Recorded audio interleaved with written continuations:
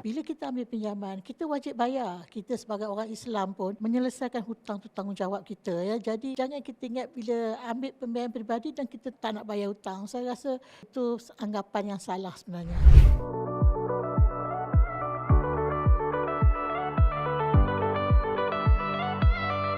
Skim KBSP itu apa matlamat dia?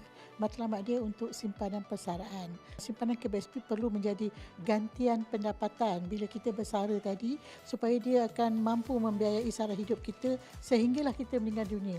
So itu matlamat utama simpanan persaraan. Jadi kita sentiasa perlu meimbangi antara keperluan masa depan untuk persaraan tersebut dengan keperluan masa kini. Jadi kedua tu perlu balance. Masa berlaku pandemik itu kita telah pun membenarkan 4 jenis pengeluaran. Jadi amount yang dikeluarkan tu memang agak besar dan menjejaskan kecukupan simpanan persaraan ahli. Jadi kalau nak dikeluarkan lagi, kami rasa dia dah tidak lagi balance, tidak lagi dapat meimbangi akan keperluan masa depan kita untuk memastikan ahli mempunyai simpanan yang mencukupi untuk sara hidup dia di hari tua kelak. Kalau kita lihat yang kedua kan, sekarang masih sihat, sekurang-kurangnya kita boleh melakukan pekerjaan yang lain lagi. Kalau you tak mampu buat macam ni, you boleh mampu bawa Grab. Tapi kalau kita tua, kita berlaku lagi keadaan macam ni, kita tak ada kudrat. Di mana lagi kita nak mengharapkan sumber pendapatan kita bila kita bersara? Jadi kita kena sentiasa mengimbangi antara keperluan masa depan, persaraan, iaitu itulah matlamat skim KBSP itu sendiri dengan keperluan sekarang.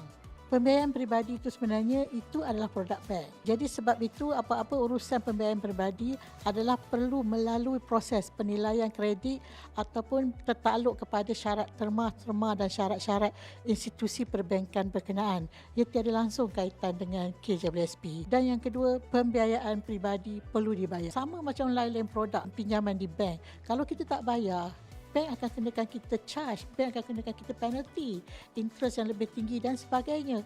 Jadi itu akan merugikan ahli. Sedangkan produk yang disediakan oleh bank berkenaan adalah kadar faedah dia antara yang terendah di pasaran, antara 4 hingga 5% sahaja, berbanding dengan kadar pasaran untuk pinjaman peribadi antara 8 ke 15%. Sebab itu, bila kita ambil pinjaman, kita wajib bayar. Kita sebagai orang Islam pun menyelesaikan hutang tu tanggungjawab kita ya. Jadi jangan kita ingat bila ambil pembiayaan peribadi dan kita tak nak bayar hutang. Saya rasa itu anggapan yang salah sebenarnya ya. Personal loan untuk kahwin, untuk penggunaan kadang-kadang yang mendesak. So ada banyak personal loan di luar sana ya, yang orang banyak ambil. So personal loan tu tinggi. Kadar dia pula dia fix. Tapi yang ini kadar faedah dia adalah kadar faedah berdasarkan reducing balance ataupun baki berkurangan. So kalau kita bayar setiap bulan secara konsisten, interest jumlah faedah yang kena bayar sebenarnya rendah. Nasihat saya sebenarnya kita perlu lebih banyak menyimpan daripada berbelanja. Berbelanja mengikut kepada keperluan. Jangan berbelanja mengikut kehendak. Kemudian simpanan KWSP itu dia untuk persaraan, dia bukan simpanan untuk kecemasan. Bila kita ada masalah kewangan, kita cari simpanan KWSP, bukan. Itu bukan tujuan simpanan KWSP, dia untuk persaraan, untuk jangka masa panjang. Jadi kita perlu ada dana kecemasan. Setiap masa kita perlu kekalkan dana kecemasan antara 3 ke 6 bulan daripada pendapatan bulanan kita.